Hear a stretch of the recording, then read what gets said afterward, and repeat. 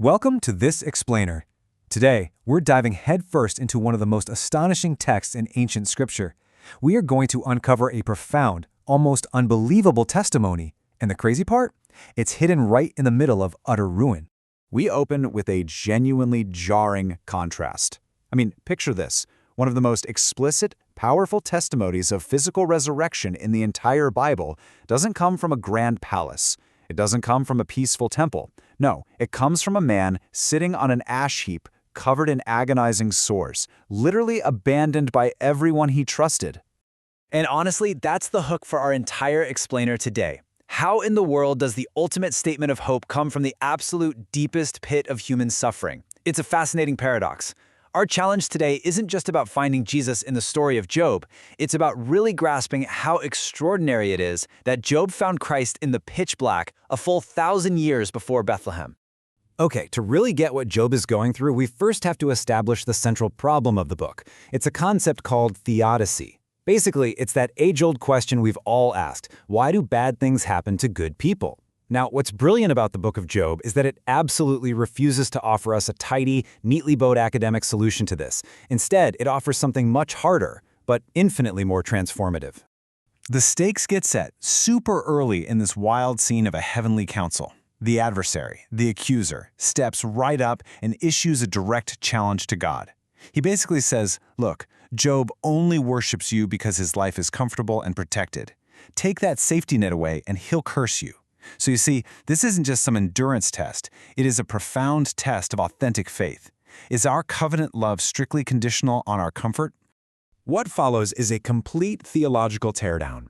You have Job's three friends, and they rely on this simple equation that makes them feel safe. Suffering is always the consequence of sin. Therefore, Job, you must have some terrible secret sin. But Job's reality violently rejects this retributive math. And it's not because he thinks he's flawless, but because he knows deep down that God's character is just way too big and complex to fit inside that tiny, rigid framework. So let's go straight to the text and explore the first of three incredible sightings of hope in this book. This is sighting 1, the direct testimony. This is absolutely crucial. What's truly fascinating here is the specific Hebrew word Job uses when he says redeemer. He uses the word goel. He isn't just tossing out a vague poetic metaphor. Under the law of Moses, a goel was a kinsman redeemer, an actual physical relative who had the legal right and the responsibility to buy you back from slavery or rescue you from distress. Job is claiming a living, physical advocate tied to him by an unbreakable covenant. Notice the sheer specificity of his prophetic claims here. He asserts his Redeemer is currently living. He asserts this Redeemer will have a future physical presence on the earth, and he claims a personal physical resurrection, boldly stating, "In my flesh shall I see God." Guided by the exact same spirit of prophecy that led Moses and Abraham, Job testifies of this physical reality so powerfully that Handel literally set these exact words to music in the Messiah. They are words we still sing at Christian funerals today, precisely because they outlast the ash heap. Which brings us to sighting 2, inverted expectation. Let's pause and look at how Job completely flips our normal expectations upside down. Job is in just excruciating agony here. He genuinely feels God has turned against him, yet he utters this staggering phrase, "Though he slay me, yet will I trust in him." This right here, this completely shatters that normal framework of conditional love. He is choosing to trust God entirely without a safety net, without any protection at all, even if his immense suffering ends in his own death. And this brilliantly illustrates a really important distinction. As Elder Neal A. Maxwell once taught, Job's ash heap isn't about passive resignation. Actually, scratch the idea of him just giving up entirely. It's a furnace of affliction that burns away human pride and self-reliance. What emerges from those ashes is active surrender. This is the highest form of faith, willingly choosing to align your will with God's even when you're in the absolute dark. The real takeaway is that Job's suffering is acting as a type here. Obviously, it isn't the atonement itself, but this profound, willing trust from the ash heap beautifully images the interior of the atonement. It's like a mirror reflecting Christ's own choice in Gethsemane and on the cross, crying out, "My God, why hast thou forsaken me?" yet choosing to trust the Father from within the very depths of God-forsakenness. Christ's "not my will but thine" is Job's "though he slay me" taken to its absolute ultimate perfection. Moving right along into the climax of the book, we hit sighting 3, The whirlwind encounter.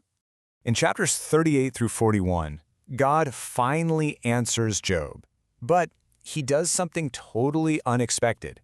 He completely ignores the question of why. He doesn't explain the heavenly council. He doesn't explain the wager. Instead, God speaks from a whirlwind, asking, "Where wast thou when I laid the foundations of the earth?"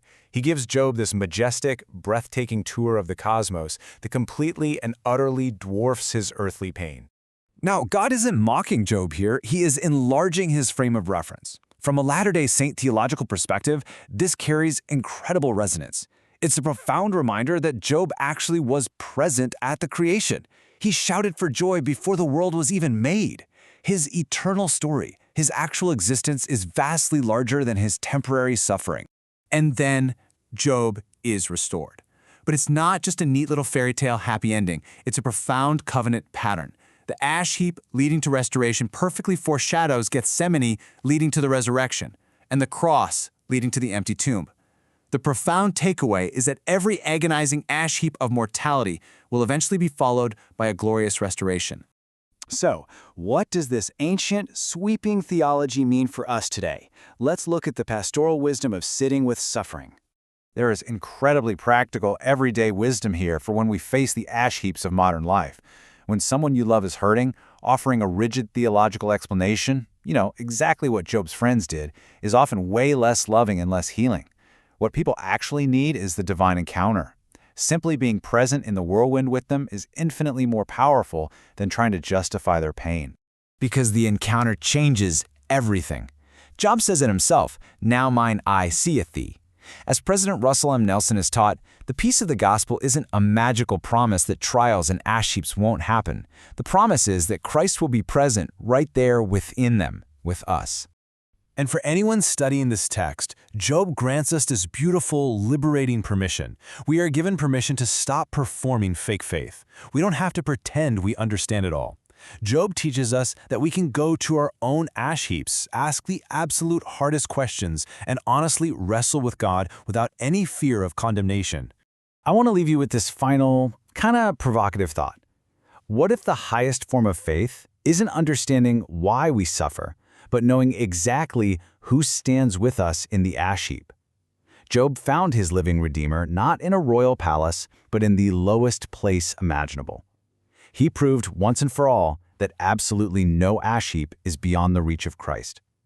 Just think about that as you navigate your own whirlwinds this week.